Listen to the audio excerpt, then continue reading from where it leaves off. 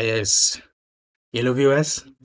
I'm really happy for you for always subscribing to my channel, sharing, liking my videos, sharing with friends, relatives, and also you let other people watch the video and get prior knowledge, the basic skills, things you have to do in this 21st century world. No, this world of being updated. Yeah, so I'm here for you.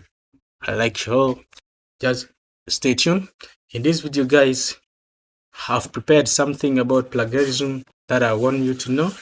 Yeah, some people may be knowing, but they would not be knowing the exact thing. Plagiarism, in a simple term, is the act of using someone else's work, ideas, words, or intellectual property without proper acknowledgement or without citations or without giving reference, and you present it as your own. You know this, if you just give someone, you get someone information from each finding, from each or finding, and you write it and present somewhere that it's, and you don't cite, that is again is considered a serious ethical and academic offense because it violates the principle of honesty, originality, and respect to someone's work. So guys, you have to get to know. So let me just go straight. I'm going to use PowerPoint presentation to give you to know. Just follow, be active. So as I told you, we shall be discussing about plagiarism. Yeah, and as you see from our worksheet there, uh, by the end of this video, I like you to know introduction to this plagiarism, the types of plagiarism, why plagiarism is problematic, and how to avoid this plagiarism, and when to cite. Now you know what is called citation. You give someone's work and you acknowledge it. You credit that this and this person is the one who gave this information. So I picked from this person. Yeah. So let us just go straight to introduction. Yeah. Plagiarism is the act of using someone else's work, ideas, words, or intellectual property without proper acknowledgement. As I told you, presenting it as you own, it is considered as a serious ethical and academic offense because it violates the principle of honesty, originality, and respect for others' work. So you have to respect others also. So someone can jail you, someone can take you to court of law if you detect that you use his or intellectual, his or words, his or academic, his or property, intellectual properties, ideas, and you don't say it, and it will win you in the court of law. So plagiarism involves the intentional or negligent use.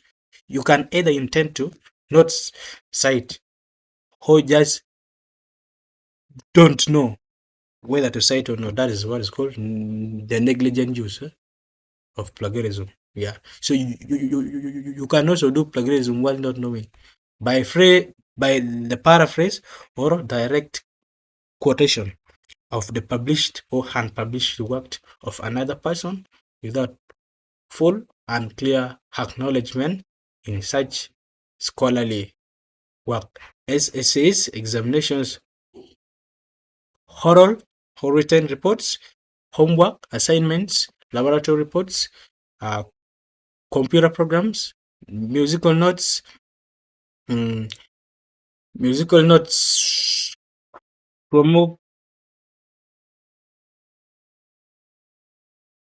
choreography, the graphic depictions, and visual presentations. Yeah. So I think you have got something about plagiarism, how things that are involved in plagiarism. If you are not well off, just pause this and read it, since I may seem too fast for you to get the whole content, but you can pause the video and read each slide. Yeah, let's go straight to types of plagiarism. Yeah, there are various types of plagiarism. You have direct plagiarism, you have paraphrasing, you have self plagiarism, you have patchwork or mosaic plagiarism, and accidental plagiarism. The first one is direct plagiarism. That is the copying someone else's work word for word without citation. You pick the exact word, the exact sentence someone used, and you copy it. It's like you copy and paste in your work without citing. That is called direct plagiarism, and they're all against the law. The second one is paraphrasing plagiarism. I think you all know what is called paraphrasing, like changing words. Like this means rephrasing someone's ideas or work without giving proper credit. Yeah, you pick someone's words, you remove some sentences and put yours in order to, but the meaning still remains. That is bad, and you don't give a proper credit. That is what called paraphrasing plagiarism. The third one is self plagiarism. Self plagiarism. You do it selfly.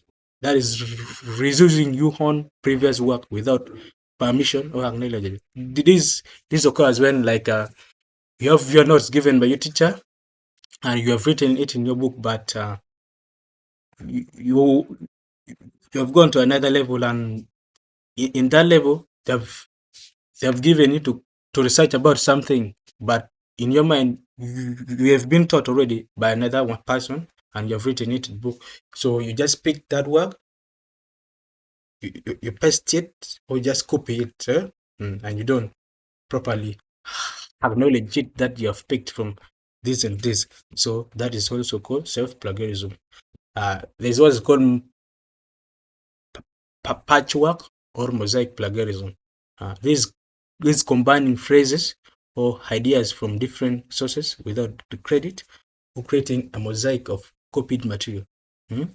Yeah, this is when you pick the ideas from different people and you combine them together to make it more concreteful and more contentful, or to give the prior knowledge about something, about a given research, and you don't give them a proper acknowledgement that you have copied from this one, you have copied from this. You have to let the reader or the researcher or you seniors who will read to know that you have got this one from this one. Because if you fall in hand of those authors and they get you that you have not cited, they find a real piece of work anywhere, you'll be questioned for it. So the fifth one is accidental plagiarism. This is failing to cite sources properly due to lack of understanding or oversight. Due to lack of oversighting. You might have just forgotten to cite, or you might have not seen something, and you fail to cite sources properly, or you cite it in the wrong way. You place someone else in another one's work. That is called accidental citation, or accidental plagiarism, and they're all against the law. You will be jailed. You may be jailed for it, and it's against the law. So let us go why plagiarism is problematic. No, guys, no, this one is problematic. As I told you, you can be jailed. Yeah. Why plagiarism is problematic? The first one is ethical violation. It's dishonest and shows a lack of integrity. It's dishonest. You have to be honest. Yeah. In your work, in this world, people have to be honest. In your presentation or research presentation, you have to be honest. Just say this work have been picked from this author's work. Yeah. Just be honest. The second one is academic consequences. Okay? And it leads to penalties like failing grades, suspension, or integrity. Like when you do this plagiarism and you're presenting your work for an academic as you academic piece of work, like a research, yeah, you masters or you lecturers may fail to give you points or you grades or undergrades you because you have failed to cite well, and you may be suspended. It may lead to suspension or integrity. You'll be undermined. Yeah. The third one is the legal issues. In professional context, plagiarism can lead to copyright infringement and legal action. If that person really detects the author of certain work or notes or intellectual properties, detect that you have picked his or her own work and you're using it without acknowledging, yeah, it can take legal action on you by the copyrights. Yeah, it can take legal action on you and take you to court, and it also wins you. So, yeah, the fourth one is reputation damage. It harms personal and professional credibility. Yeah, if you just use someone's work and you stay there without citing, pretending as if it's your own work, it leads to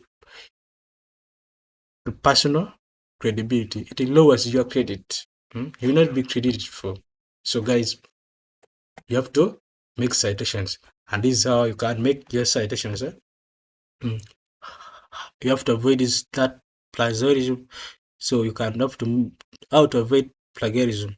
Yeah, cite sources properly. Use the standard citation like the APA format. Those are mostly used in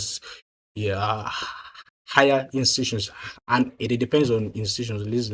Like for education purpose, you can use APA, but it depends on the needs of the lecturer. You can use also Hemheller. You can use also Chicago to credit authors, to acknowledge their work. The second one is to paraphrase thoughtfully. You have to rewrite ideas in your own words while still giving credit. If you paraphrase or you give someone's work or you reframe someone's work, you have to also recredit it. Yeah, since you have got it from someone's work. So you should not be there that you have created your own words, but the same meaning, and you don't acknowledge. The third one is use quotation mark when using exact words from a source, comma, enclose them in a quotation marks and cite them. Yeah, use quotation marks for when you're bringing someone's idea in your work, or you are acknowledging that this work I've picked from this and this and this year. Yeah, the fourth one is you have to keep track of resources. As you research, note down where each idea or the quote comes from in order not to misplace citations. Since you may unknowingly put someone's work elsewhere. Yeah. So the other one is use plagiarism detection tools. You can use tools like Turnitin, the grammar, or the quick text can help check for unintentional plagiarism. Yeah, they have been modified to use. They have been modified to use for detection of site work or references. You can also use create. You can also create original work. Use your own analysis, insights, and voice rather than relying heavily on external sources. Yeah, in order for you to avoid this one, you first have to think critically. You have to get other people who also think critically about it, and you explain it according to your own understanding. Yeah, how you view about the given things. So, guys, that is how you can avoid plagiarism. Yeah, and the last one is when to cite your work. This is where you have to cite your work. You have to cite your work when quoting someone's exact words. if you have quoted someone's exact word in your findings, you have to quote it. You have to cite. You have to give the citation. You have to acknowledge. And when paraphrasing or summarizing someone's idea. Also, the third one is when you're using facts, data, or statistics from someone else's research. Like when you're given to find research about something or some phenomenon, or some hypothesis, you have to quote that person's hypothesis saying this and this has occurred before because of this. Yeah. And also when referencing someone's unique theory, opinion, or conclusion, you must reference this theory is hard to get, and you cannot just use it as your own. So you have to credit it to means that it's really there. It's really what occurs. Yeah. Thanks, guys. For where you have not got it right, you can pause the video, read each slides. Thanks. And also, if you want more and more, you can go to comment section and write your questions. I'll be happy to answer it to you in my ability. Thanks. Always learn with me. Stay with me. I still remain your guy. Don't like to subscribe to my channel. Like it, share with your friends, and simplify lives in this 21st century world. Thanks. I love you all, guys. See you in the next video coming soon. Stay tuned. Watch my videos always.